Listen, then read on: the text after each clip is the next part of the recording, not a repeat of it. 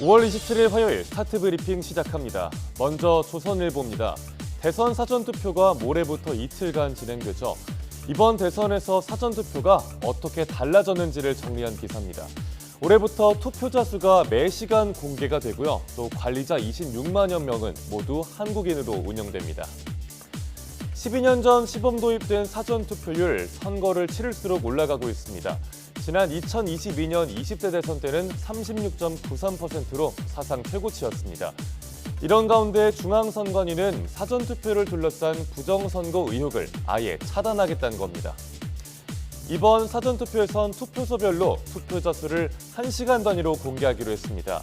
사전투표자 수를 부풀려 투표를 조작한다는 의혹을 차단하기 위해서입니다. 또 현행법상 투개표 사무원의 국적을 따지는 규정은 없는데요. 이번엔 모두 한국 국적자로 하기로 했습니다. 또 이번 대선에선 처음으로 공정선거 참관단도 운영됩니다. 각계 외부 인사들이 선거 사무의 모든 절차를 현장에서 참관하는 겁니다. 이와 함께 선관위는 투표함 보관소 방범 감시 카메라도 상시 공개하기로 했습니다. 대선 후보들도 사전투표 참여를 독려하는 중입니다.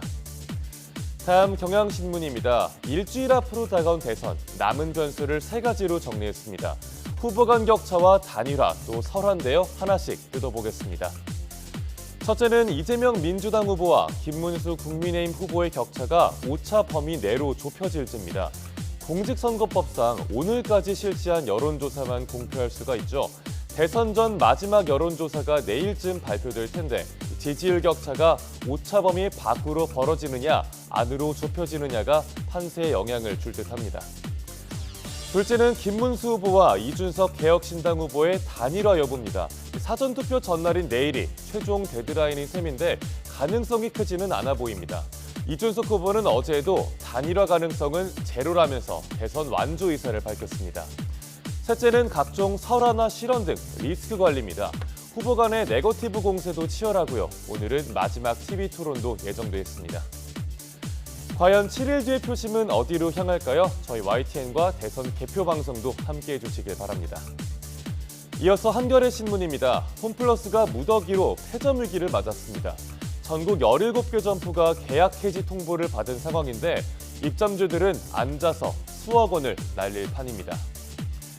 홈플러스는 지난 3월에 회생 절차를 개시했죠. 68곳의 임차 점포 중에 61곳을 상대로 임차료 협상을 진행해왔습니다. 하지만 협상이 결렬된 지금 지도로 보시는 17곳이 폐점 위기에 놓이게 됐습니다.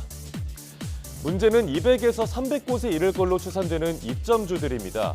규칙 사유는 홈플러스에 있는데 피해는 점주들이 뒤집어써야 하는 상황이란 겁니다. 매장이 있는 점포가 문을 닫을 처지란 걸 언론 보도를 보고 알았다며 분통을 터뜨리기도 하고요. 17개 점포에 속한 직원들도 고용 불안에 떨고 있습니다. 홈플러스 측은 회생 전까지 협상을 통해서 최대한 매장을 지속하겠다는 입장입니다. 하지만 나머지 44곳의 임대점포 임대료 협상 시한은 이번 달 말 굉장히 임박한 상황입니다. 끝으로 중앙일보입니다. 고민하게 돼 우리 둘 사이. 이 짤막한 시의 제목은 축의금입니다. 결혼식이 있을 때마다 축의금 얼마 낼지 고민인 분들 많을 텐데 5만 원은 이제 옛말이 됐나 봅니다. 한 설문조사 결과 직장인 10명 중에 6명은 동료 결혼식에 10만 원이 적당하다고 답했습니다. 2년 전 같은 조사에선 5만 원이란 응답이 가장 많았는데요. 물가가 오르면서 축의금도 더 많이 내는 추세입니다. 친밀도에 따라서 액수의 차이는 있겠지만 적정 축의금 1위로 모두 10만 원이 꼽혔습니다. 또 결혼식 참석 범위는 일로 엮인 동료가 44%로 가장 많았고요.